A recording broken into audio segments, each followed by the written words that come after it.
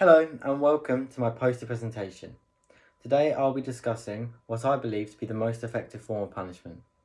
In my opinion, the most effective form of punishment is rehabilitation. This is because rehabilitation allows criminals to reform and reflect on the crime they've committed. This also helps to protect society and in the long term lowers reoffending rates. I'll be discussing the positives and the negatives of rehabilitation and also compare the Norway prison system to the United States prison system. And I'll be discussing how each country treats its criminals. Lastly, I'll suggest an alternative form of punishment which will be more effective than prison. Firstly, what is rehabilitation? Rehabilitation is a more positive take of punishment for criminals. It teaches them right from wrong and helps them to reform. In order to do this, rehabilitation uses resources such as education and work experience through rehab schemes to help integrate offenders back into society. By doing this, instead of the more typical forms of punishment, such as deterrence or incarceration, it takes away the desire to offend. The main objectives of rehabilitation for offenders are to provide classes and opportunities for offenders to learn new skills they can take back into life and start a career and to grow as individuals. There are two justifications for punishment: the consequentialist approach and the non-consequentialist approach. The consequentialist approach aims to prevent future crimes from occurring. This utilitarian approach argues that the philosophy is for the greater good of society, therefore maximising human happiness and minimising human suffering. This means that humans will be more social there'll be more social cohesion between people, and people will be more happy in their environment, and there'll be a less toxic environment for people to live in.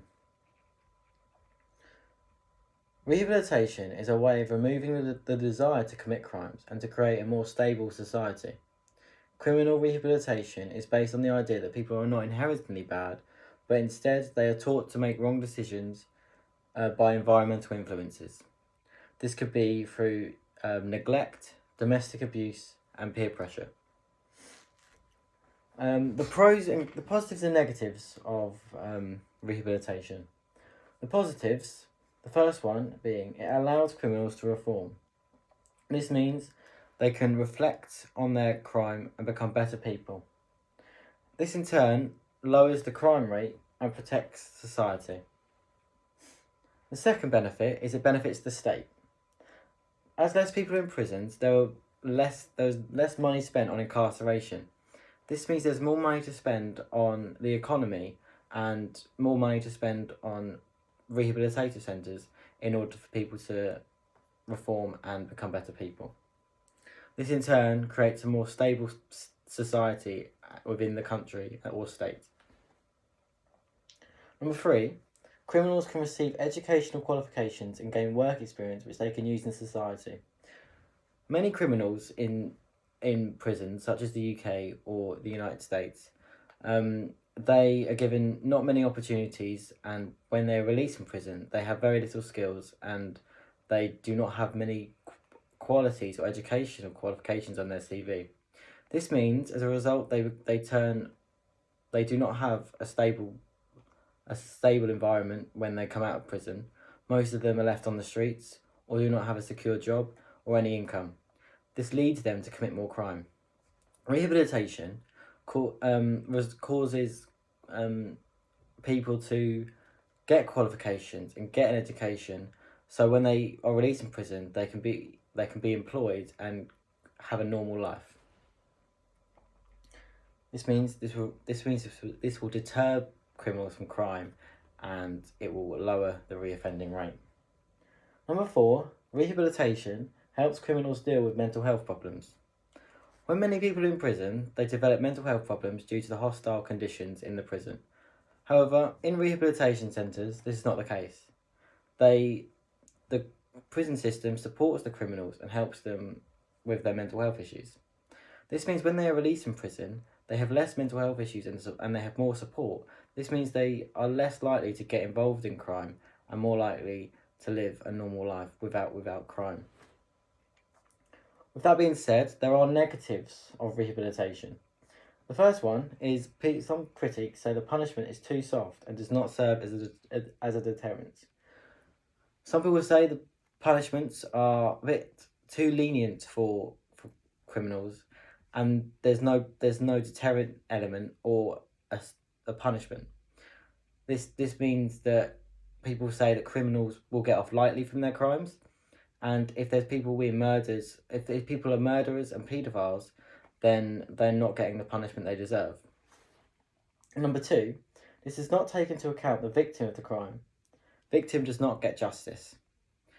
If a victim is a person is a victim of rape or sexual assault, if the criminal gets charged and put into a rehabilitation centre, some victims will argue that they're not getting the justice they deserve, as they are scarred. Many are scarred for life.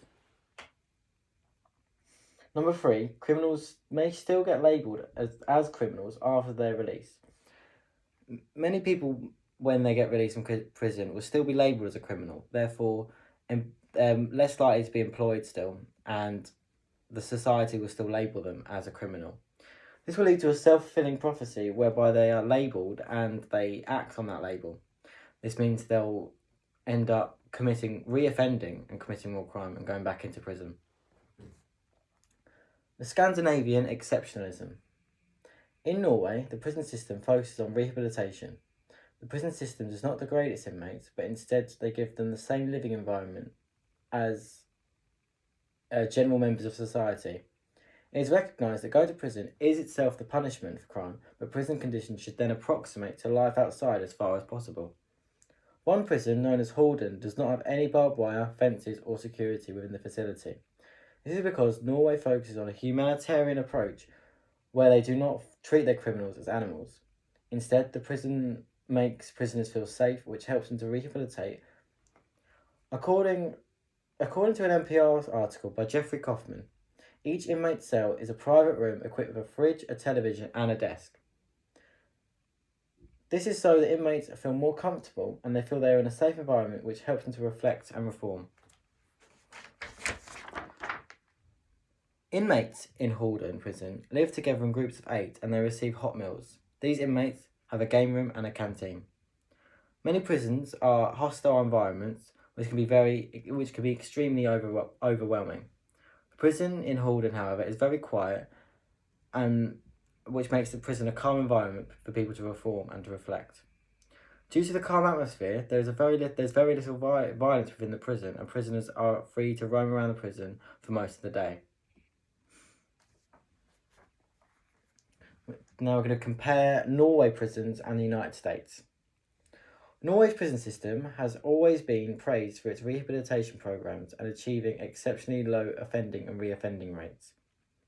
This section will compare the criminal justice process in Norway and compare this to the prisons in the United States of America. Firstly, Norway's prison system has been said to be one of the most humane places on the planet. Inmates are placed in furnished flats with a bed, desk, television, and a wardrobe. This allows them to feel safe and provides them with the environment to reflect on their crime and to reform. This is shown with the fact Norway's incarceration rate is 72 people per every 100,000. However, in America, the incarceration rate is 693 people per 100,000. These rehabilitation programs have been evidence that this type of punishment does help reform criminals. The reoffending rate in Norway is just 20%, in comparison to the United States, where over 60% of arrested prisoners offended again within the next 3 years of being released. How does Norway treat its criminals compared to America? The main difference between these countries is how they treat their criminals. In Norway, their main focus is restorative justice, which aims to repair the harm caused by crime rather than punish people. Whereas in America, inmates suffered intolerable living conditions, physical mistreatment, and mental health issues. Inmates ultimately released back into society with very little support. They are therefore left with hardly any clothes and food. Most criminals may not even have their families to support them after their release. This means they are left to survive on their own. As a result, these ex-prisoners do not have educational qualities or work experience to integrate themselves back into society. As they're back on the streets, they will rejoin gangs and go back into prison. And due to their lack of support, many criminals see prison as their best possibility in life. Um, they they feel that prison is more better than the outside world because they get more support in prison and they get no support outside. Would an alternative form of prison be more effective? Rehabilitation centres would be a more effective form of punishment than prisons. This is because prison conditions, like the ones in the US, are extremely poor. Many inmates are confined to their cells and usually spend 23 hours a day in solitary confinement. This means they do not receive any support or life skills to improve their lives. This causes them to reoffend. With rehabilitative programs in place, however, like the ones in Norway, inmates can learn to reform and can gain life skills in order for them to develop outside prison. This therefore lowers the offending and reoffending rates.